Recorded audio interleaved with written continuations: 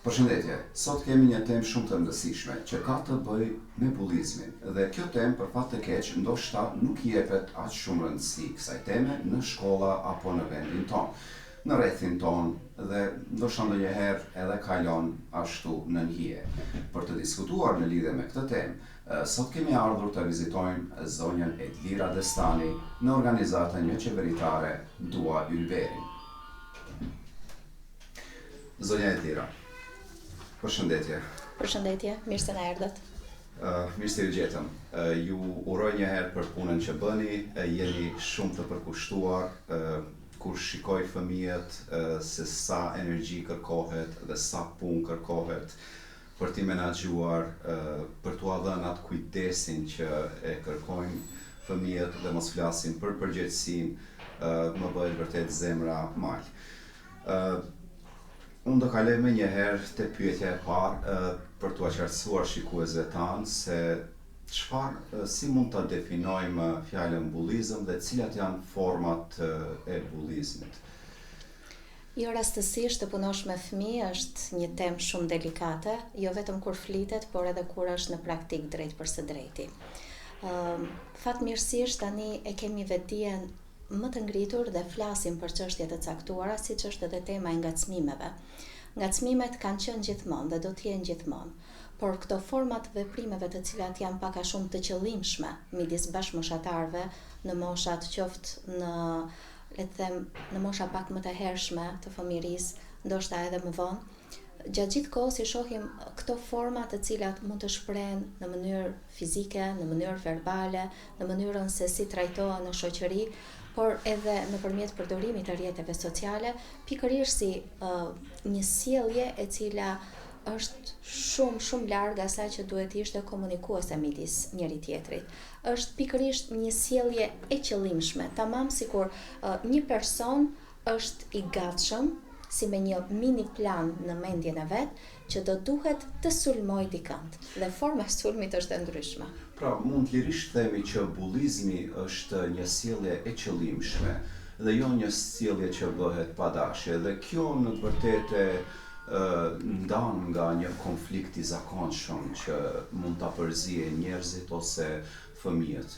Vërtet, sepse jo rastësisht, nëse më lejohet domethënë që të them diçka, ne kemi sjellje midis bashkëmoshatarëve ku bëhet gabime, faje, që mund të jenë të niveleve të ndryshme dhe ne si të rritur kur shohim apo monitorojmë një aktivitet të tillë i cili është ngacmues për njëri tjetrin, në momentin kur e shohim që kërkojmë falje, respektivisht për mënyrën se si janë sjell apo se si kanë mbritur deri te pasojat, ajo është diçka që mbyllet sepse mes fëmijëve gjithmonë do të ketë kontradita, sepse nëpërmjet këtyre kontraditave ata mësojnë edhe se si të respektojnë rregullat më vonë. Nga pasojat ata shumë më mirë mundet të fillojnë që të implementojnë më vonë në jetën e tyre në një moshë më të rritur, pikërisht ato rregullat shoqërore apo komunikative. Dhe deri këtu është çdo gjë në rregull, por fakti që nisen me qëllime të caktuara për të bërë dëm, nëse mund të shprehem kështu, ndaj dikujt, atëherë këtu ndryshon puna. A mund të kërkoj një bullist falje ndonjëherë? Kërkon falje? Është e zakonshme? Ka përjashtime? Është përqindja tek këta njerëz, këta fëmijë më e madhe, më e vogël? Nëse ne do të kemi karaktere të fëmijëve të tillë që në tipologjinë e tij ka formën manipuluese, pjesë të veprimit të vet, pjesë të përditshmërisë së vet, ne do i shohim edhe në atë formatin që mund të kërkojmë falje. Po më fal. Po duket sikur është një fjali e thatë, sikur është thënë mes rreshtave apo është shkëputur pas një përpjekje shumë të madhe. Por kjo më fal varet domethënë se a do përmbushi gjithë karakteristikat që do duhet një falje të përmbaj, që do të thotë vërtet jetë ajo pendesa dhe të mos përsëritet, ose mënyra si të përsëritet le të jetë një alternim tjetër për të cilën edhe atë do e kuptojë që është një sjellje e gabuar, që dikën tjetër e ka penguar. Pra nuk kemi një rregull strikt që është kështu formati, nuk kërkojnë falje apo gjithçka tjetër. Mund të hasim edhe te persona të cilët vërtet kërkojnë falje, por janë të rriturit ata që duhet të lexojnë mes rreshtash.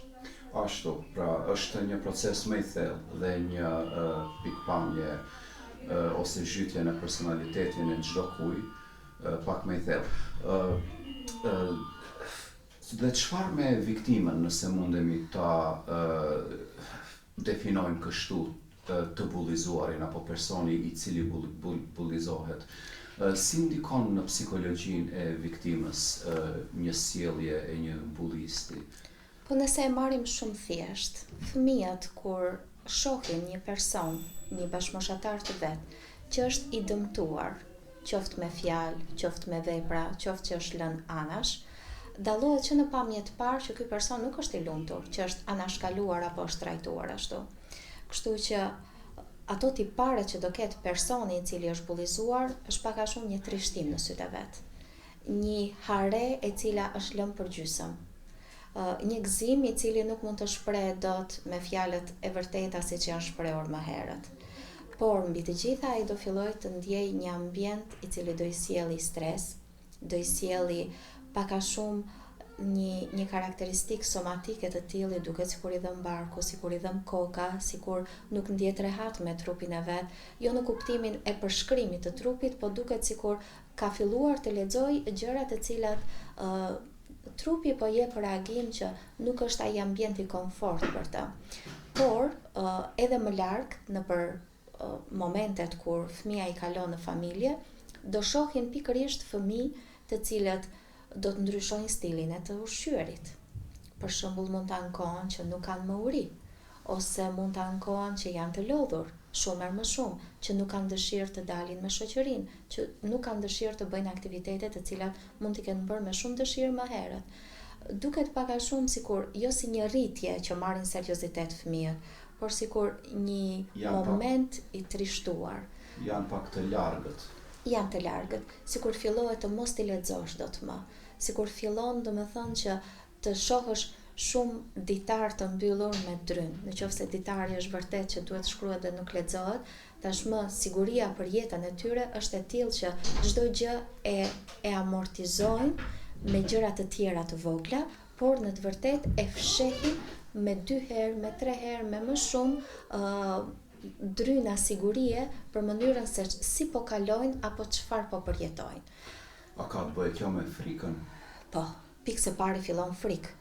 Personi që bullizon di të bëj sulmin, atë sjellje që thash që është pak a shumë një sjellje e dukshme që po e dëmton tjetrin, por nuk harron që ta vazhdoj presjen në fjali dhe të thotë nëse ti tregon, nëse ja tregon dikujt, nëse mendon se do duhet të bësh këtë, atëherë dhe këto pasojat të cilat i lexon si kërcënim të dyfisht, personi fillon domethënë që këtë frikë ta përkufizojë si diçka jo thjesht kërcënuese për vete, po dhe për të tjerët, ku në pamje të parë ai do i shikonte si pika e parë e referimit për situatën që po i ndodh.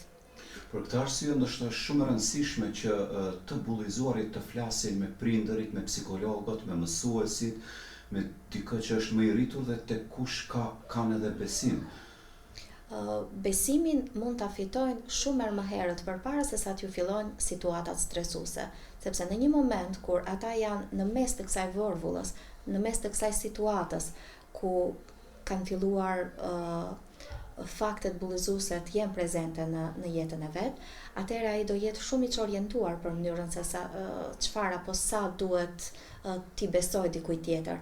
A nëse ne jemi ata të rritur, qoftë në institucione, qoftë në familje, të cilët kemi vërtetuar mbështetjen që i japim fëmijës pavarësisht gjithçkaje që i ka ndodhur, atëherë pavarësisht frikës që mund të ketë, shkon përtej kësaj frike, të paktën me një shenjë lexuese nga të rrituri që diçka atij po i ndodh.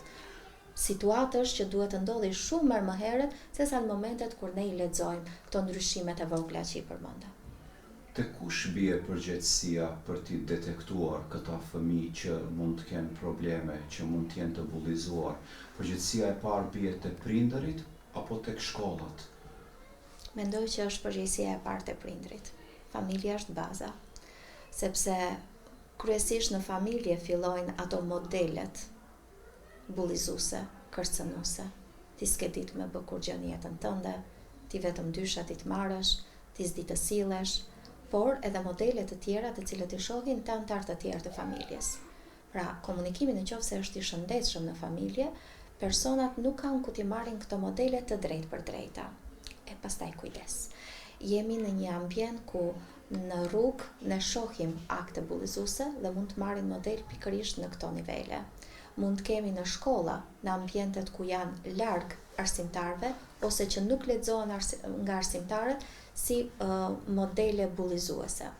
Por për fëmijët lexohet. Dhe ajo që është kupola e gjithçkaje janë rrjetet sociale, ku mënyra bullizuese e të parit të jetës, asaj jetës që mund të duket shumë aktive, shumë e zhurmshme, shumë përfshirëse, në të vërtetë mund të jetë në tekste këngësh, në momente filmash, në momente videosh, në shpërndarje në rrjetet sociale se kush është më i forti dhe se si matet fortësia, në mënyrën se sa ka përkrahje në mënyrë të friksuar nga të tjerët, sepse mund të kesh përkrahje edhe në një moment të tillë kur bëhesh i fortë dhe ngacmon të tjerët, heshtja lexohet si përkrahje. Ashtu. Besoj që këto normalizime të sjelljeve që ndoshta fëmijët edhe të rinjt i marrin edhe si situata normale, si gjëra normale që ndodhin. Besoj se duhet të na shërbejnë neve si një mësim dhe për t'i hapur sy dhe për të analizuar më thellë dhe më mirë këto situata, për të parë që bullizmi jo gjithmonë është aq i dukshëm. E vërtet, asdre ne kur jemi të ulur dhe bisedojmë, por edhe prindërit kur bisedojnë me fëmijët, apo arsimtarët kur bisedojnë me nxënësit e tyre, bashkëmoshatarët kur bisedojnë me njëri tjetrin, gjithmonë janë ambjete ku janë të sigurt në mënyrën se çfarë mund të flasin dhe si mund të flasin. Ne kemi rreth e rrotull vetes, ashtu si nga bisedat paraprake që pak më herët, që kemi fëmijë shumë të zgjuar, që kuptojnë shumë mirë se ku i kalojnë limitet. Deri këtu jemi në rregull me gjithçka. Ata e dinë se çfarë është e dëmshme për ta, kur do t'ju japësh një këshill ti habitesh nga njohuritë. Edhe pse si përfaqësore njohuri të caktuara mbi sjellje të dëmshme, që mund t'i bëjmë vetes apo për të tjerët. Por adrenalina e moshës për të përfshirë në diçka, për të rënë në sy për diçka, për të shprehur një ngurtësim emocional që ata e kanë, një shtypje emocionale që e kanë patur në ambiente të tjera, një formë për të rënë në sy me dhimbjen apo me egon e tyre, janë forma që po marrin për masa apo ju jepet pastaj dritë jeshile për t'u përhapur dhe për t'u marrë si modele që mund të imitohen edhe nga të tjerët. Po, dhe besoj që mungesa e vëmendjes në familje që kanë apo në rrethin e tyre më të ngushtë, reflekton në rrethin tjetër, në shkollë apo në shoqëri. Kjo papërmbushje që kanë këta fëmijë, si duket tentojnë ndoshta ta përmbushin atje. Kështu që faktori familje ndoshta edhe është gjëja e parë ku duhet të analizohet, është faktori kyç dhe kryesor, ashtu siç e thamë edhe pak më herët. A kanë programe sipas informacioneve që keni patjetër? A kanë programe shkollat për rritjen e vetdijes në lidhje me bullizmin? Se janë vetdijshëm fëmijët, se ndoshta ndonjëherë edhe ti thuash një fëmijë se kputucët i ka ndryshe apo të vjetra, nuk i ka të reja, është një formë bullizimi. Ne kemi në të gjitha nivelet e shkollimit, kemi mënyrën se si implementohet edukata sociale, qytetare, njohja e vetvetes, njohja e mënyrës, domethënë se si duhet të sillemi me veten dhe me të tjerët. Por mbi të gjitha ne kemi aktivitete të cilat personeli edukativ arsimor do duhet i bëjnë në ato orët të cilat janë orë kujdestarie, ku flitet për problematikat të cilat hapen. Ka gjithashtu aktivitete të ndryshme brenda shkollës dhe jashtë shkollës, aktivitete që shoqërohen nga institucionet përgjegjëse, por edhe shoqatat jo qeveritare. Domethënë, nuk mendoj se janë të mangët nga informacioni që duhet të marrin për bullizmin dhe se si duhet sillen. Por nuk është asnjëherë mjaftueshëm, sepse kanalet në të cilat i marrin informacionet fëmijët ashtu si dhe ne të rriturit, por te fëmijët duket sikur zhvendosen pak më shpejt, domethënë a do jenë këto kanale verbale, a do jenë kanale vetëm me të parë, a do jenë që duhet të shkruajnë diçka që vërtet ta fokusojnë, a duhet vërtet ta shohin personin që është serioz, apo mbi të gjitha persona të cilët janë autoritativ. Në shoqërinë tonë jemi akoma pak sa larg shkëputjes në mënyrën se si bullizojmë, në mënyrën se si kalojmë e them anën e rrugës, se si drejtohemi dikund ku duhet presim në një radhë të caktuar. Këto modele të cilat shoqëria po na jep, edhe sikur fëmijët i ketë mësuar në shkollë, do të shikojë një figurë tjetër autoritare për të cilën do marrë një shembull se do i duket sikur më lehtë do mbritet qëllimi. Por të mos harrojmë edhe faktin tjetër që fëmia di të fshehë shumë çka, sepse ende në mosha shumë të hershme nuk e ka kuptuar faktin se cilat gjëra nuk duhet i thotë të gjitha. Është një fazë ku thotë gjithçka dhe fillon të mohohet nga prindi apo nga të tjerët që jo gjithçka që e sheh dhe e ndjen duhet ta thotë, dhe janë ato kufizimet. Shiko këtë, vjen një moshë e caktuar e fëmijës që pengohet nga prindi, po, e pash, po, tani ti je i rritur, duhet të cësh drejt dhe gjithçka. Merren këto informacione të cilat kur të shohë veprime të gabuara në rrethin që e rrethon, ai më nuk do e flasi. Do jeti penguar në stade shumë më të hershme për gjëra shumë më të vogla dhe më pas kur ti je vërtet sjellje shqetësuese për të, ai do i përpunoj apo do i përpij apo do i gëlltis në mënyrën e vet. Dhe ai do lexoj ato gjëra që atij interesojnë. Fëmia është fëmijë, është inteligjent, por nuk i ka mënyrën e analizës apo të mendimit kritik, nuk i ka të zhvilluara në atë mënyrë si ne e shohim pjesën e inteligjencës së fëmijës.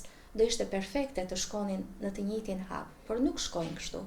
Prandaj mënyra kritike të menduarit të mos jetë vetëm vetë kritik, të mos jetë vetëm po unë kërkoj falje për këtë, por të duhet vërtet thellë ta kuptojnë që këto janë mbi të gjitha ndjenja dhe jo vetëm mendime. Duhet fillojnë të flasin për atë se si ndihen dhe të zbulojnë se çfarë ka shtyrë që të ndjehet kështu, nga ka ardhur kjo lloj ndjesie. Patjetër që metodologjia do të duhet ndryshonte në çdo fazë të fëmijës, po shkurt, a duhet të fillojnë më herët të implementojnë këta informacione, të jepen këta informacione në lidhje me vetëdijsimin e fëmijëve, për shembull, që nga klasa e parë? Fillon më herët. Më herët më mirë. Që në kopësht fillon, që në mënyrën domethënë se si bëhet komunikimi me njëri tjetrin, ata e kuptojnë se çfarë bëjnë gabim ndaj shokut. Që kur ja marrin lodrën, që kur ja zën vendin te lojrat, që kur e shtyn një shok, sepse nuk duhet të jetë në territorin e vet. Domethënë, gjithçka që shikohet në këtë lëvizje të fëmijës, ai fillon që të njohë veten dhe ambientin. Është e të rriturve që të vendosi kufin e dur se cili veprim ka qenë i gabuar dhe cili veprim ka qenë i drejtë. Në këto që përmenda asnjë nga këto nuk është e drejtë, por do duhet të fillohet mënyra se si duhet të kërkojë gjërat që i dëshiron dhe se si duhet të shprehë gjërat që shikon që e pengojnë. Mjaftojnë programet që janë edhe në qerë dhe edhe në shkollat fillore që të përmbushin këtë efekt tek fëmijët, që ta themi në një rast të mësojnë fëmijët këto sjellje të shëndetshme dhe mos anojnë nga sjelljet e pashëndetshme. Nuk duhet të bazohemi vetëm te programet, se sa orë janë të planifikuara me plan vjetor apo gjatë ditës se sa mund të flitet. Ne si shoqëri japim shembullin ton në familje, në institucione, në rrugë. Ne të rriturit japim shembullin ndaj fëmijëve, qofshin ata tanët, qofshin të panjohur. Por bëjmë pjesë se gjithë shoqëria. Është një proces i vazhdueshëm pa ndërprerje. Çdo element është i fiksueshëm nga fëmia në mënyrën se si ai do ta regjistrojë. Vetëm pak nëse unë bëj një pyetje retorike.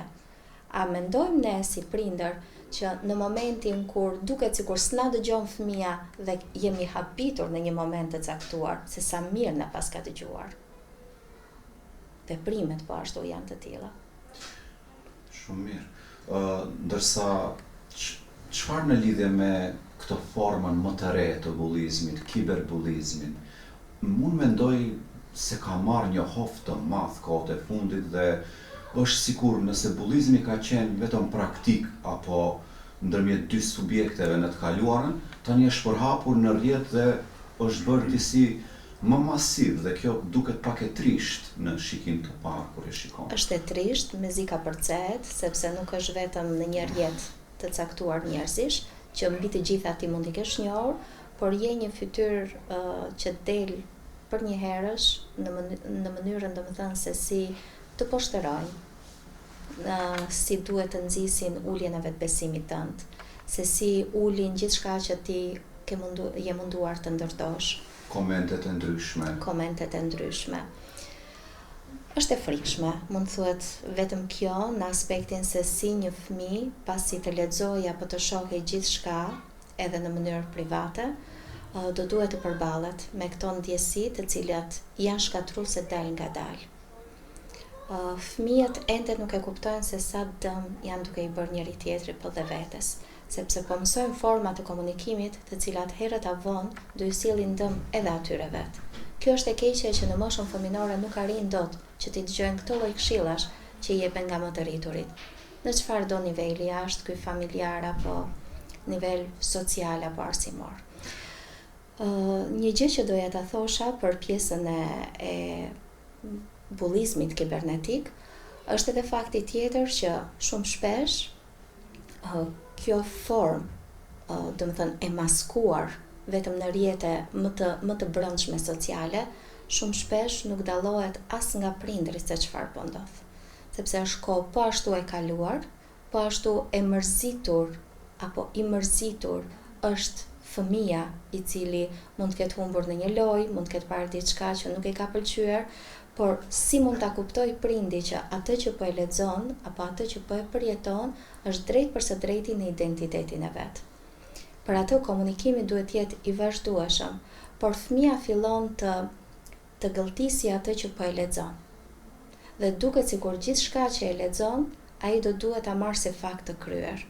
Është akoma një fazë që edhe për të rriturit është shumë e dëmshme kur lexon të tillë. Do i duhet një forcë, domethënë janë disa karaktere të tjerë që e marrin për njerëz, por gjithmonë ka një forcë e cila është shumë e lëkundur në atë që po ta nisi të veprojë. Është ajo i natit, po prap duhet ta menaxhoj një gjë të tillë. A do jem edhe unë bullist ndaj të tjerëve, apo do duhet të gjej formën më të përshtatshme? E në argumente të ndryshme bullizuese, forma e kundër veprimit është shumë e ndryshme. Fëmijët nuk e kanë dot atë pjekuri emocionale sa të ulen dhe të mos fillojnë të mërziten, po të kërkojnë ndihmë. Nëse unë kam raste nga përditshmëria ime klinike ku kanë kërkuar ndihmë tek të rriturit dhe të rriturit e kanë marrë si asgjë ose ja kanë hedhur tokën dikujt tjetër, shkolla familjes, familja shkollës, shkolla shoqërisë e kështu me radhë, është një cikël që fajtori gjithmonë jetim, por duhet patjetër të merremi me mënyrën se si po e përjetojnë fëmijët. E gjetëm fajtorin apo jo është gjysma e punës. Ne duhet të qëndrojmë pranë personit që është duke u bullizuar.